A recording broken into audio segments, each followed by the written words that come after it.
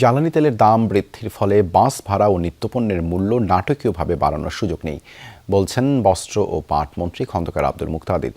সকালে নারায়ণগঞ্জের সিদ্ধিরগঞ্জে গোদনাইলে নিট শিল্প পল্লী পরিদর্শন করেন তিনি। এ সময় মন্ত্রী বলেন, জ্বালানির কারণে শিল্প প্রতিষ্ঠানের উৎপাদন ব্যাহত হবে না।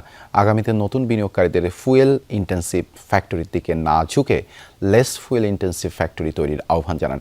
মন্ত্রী আরও বলেন, বিটিএমসির যেসব প্লটে দখল সমস্যা আছে তা দ্রুত সমাধান করা হবে।